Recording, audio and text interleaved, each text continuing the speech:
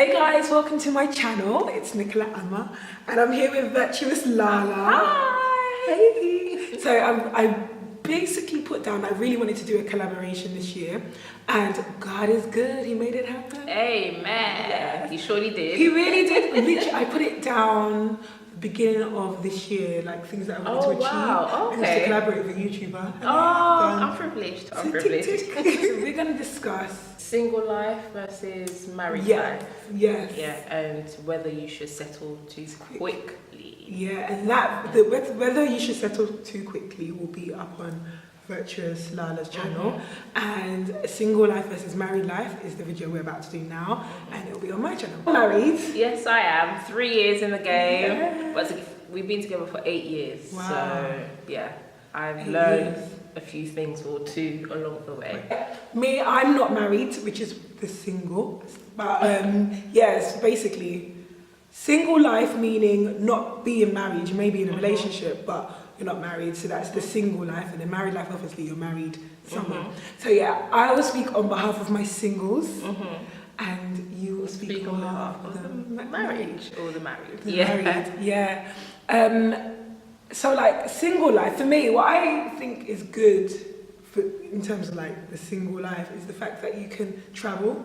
Definitely. You don't really have to check in with anyone. You can just go when you want to. But is that something that I know you can't do it, but I guess you can do it with someone. Yeah, that's the thing. It's like when you get married, some people think, oh, everything just stops. It's all about your husband. It's all about cleaning the house and stuff like that. But then to keep that spice within the marriage, what you guys used to do before when you were single, you could bring it into your marriage and do it together. So for example, if you enjoyed traveling, if you enjoyed going out to eat, I mean, that doesn't have to stop. You can still do it with your partner. And I think whilst you are single, it's a good time to prepare, so you can figure out your purpose. Because I was watching, I don't know if you watched The Only Way is Essex. No, I don't. I don't know why I don't watch it. I always go back to The Only Way is Essex. But because of you, I might actually start watching that. There's certain things, you learn a lot from Towie. Like, there's this girl at the moment, Georgia, and she's in a relationship, but she's not married, she's just got a boyfriend. But she's struggling with the idea of getting married because she hasn't yet figured out who she is and what her purpose is. So I think the good thing about being single and to enjoy your singleness is to figure out what your purpose is. Yeah, definitely, because at the end of the day, when you get married, it's like two different people with their different baggages and their different luggages coming together. But then I don't really believe in the whole, okay, you complete me, or I'm going to complete you. No, you should both be completed already and come together, and then that completeness will then form a strong foundation. Yeah. Because if you're going into your marriage half full, then you're going to depend on your partner all the time to like fulfill you. But then that's not the case. That's not fair. No, it's not. It's such a big responsibility on the other person. It really isn't. But yeah, especially in singleness, it's at times when you get to a certain age, people may look at you and think, oh, right, why are you not married? That is true. I'm taking time to figure out who I am. It could take 10 years, it could take 5 years.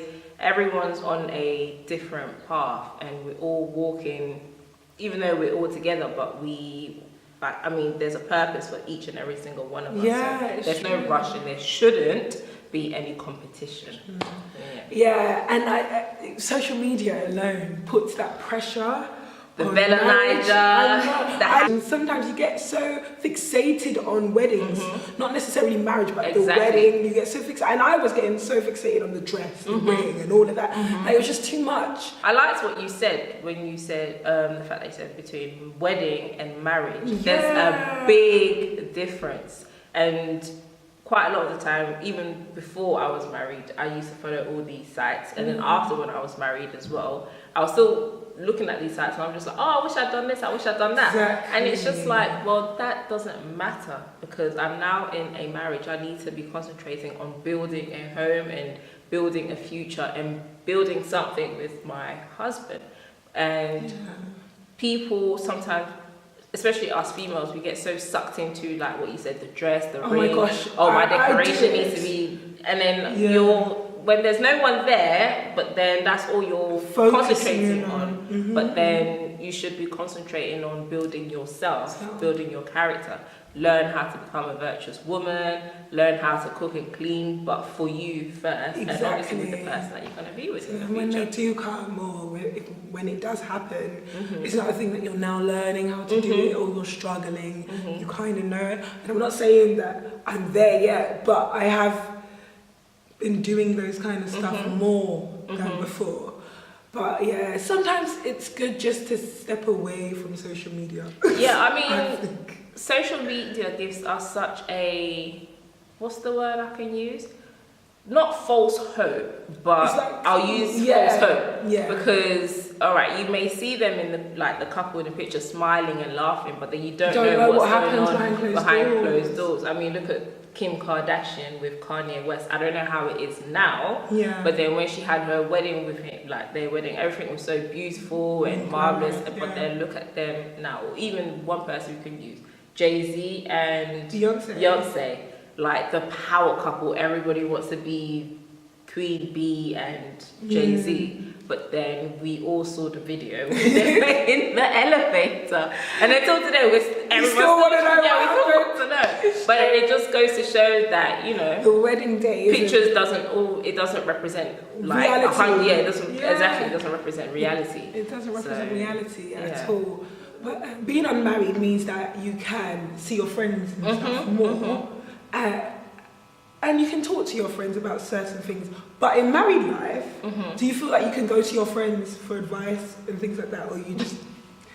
I won't say no, but I'm a person, I'm very like private anyways. Like I do have close friends, but even with them, I wouldn't really discuss what's going on in my marriage. And sometimes that's where we get it wrong, because it's between you and your husband. It's in closed doors. Whatever happens should be between you two, and the bed talk should remain in the bedroom. So if there is an issue, it's best to resolve it there and then between you and your spouse. And by saying that, if you are always, imagine me going to Ethelisa, that's one of our friends, go to her say, oh, my husband's done this, oh, he did this, he did that, blah, blah, blah. I'm exposing him, and I'm opening up the door for any Tom, Josh and Harry to come in and do whatever they want in my marriage. Also, if you do that, once, you know, you've said what you've said to your friend, but then you're going to sort it out with your husband anyway. But your friend will always have that memory or the information that you've given her or him about your spouse, and that's when it gets awkward.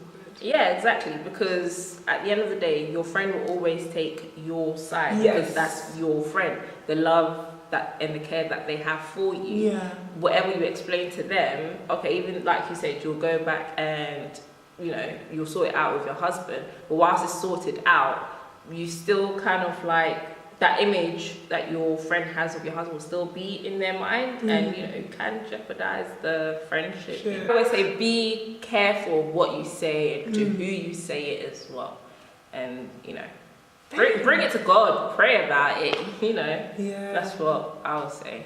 Do you feel like you have to pray more being married than when you did when you were single? Because singleness, you have to pray about your husband as well as yourself, that you prepare for it, but like, I don't know if you've seen War Room. Yes, I have. Like, I see what you mean. You've got like your prayer book. Yes, I do actually. I do have, and I tried to do like a prayer wall, but it wasn't working. Like the things kept falling off. So I thought, this is long. But yes, by answering your question, do I feel like I have to pray more? I would say there's more things to pray about, because I see that I'm responsible for him and he's responsible for me as well. Cute. And whatever I do, whatever decisions I take will affect him spiritually, physically, mentally, emotionally, everything. So I'm responsible for someone. And also you have people who look up to you. And in a generation where we are, where divorce is like drinking a cup of water, it literally means nothing.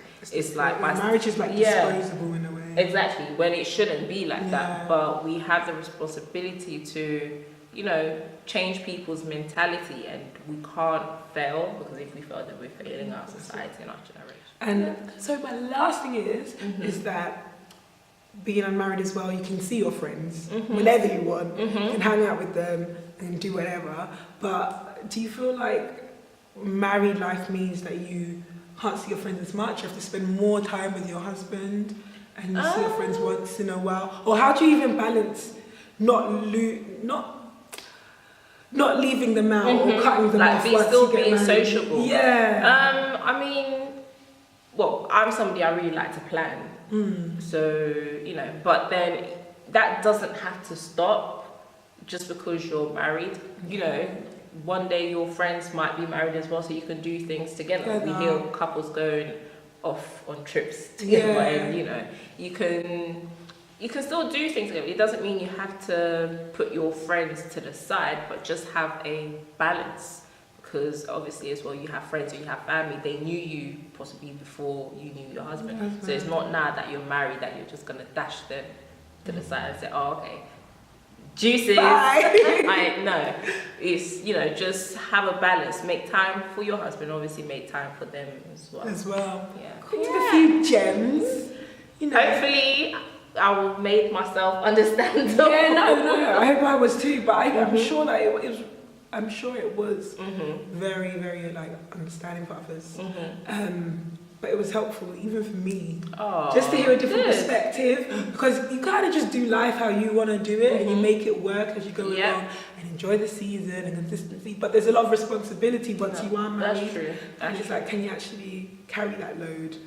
Or like, and one thing I'll just say is, don't ever, whether you're single or you're married, don't ever compare like your state with anyone else. Don't say, oh, I want my marriage to look like that person. Because you don't know what's happening. Because like you said, everyone's doing life for themselves, so you have to make it work for yourself. Yeah, that's true. For watching, make sure you check out Virtuous Lala's channel. I'm going to put it in the description box so you can just subscribe. Make sure you subscribe to me. Yes, make sure you subscribe. Hit that subscribe button and the bell as well. So do they still do that bell? Oh, that thing where notification. Do they still do that? I don't know.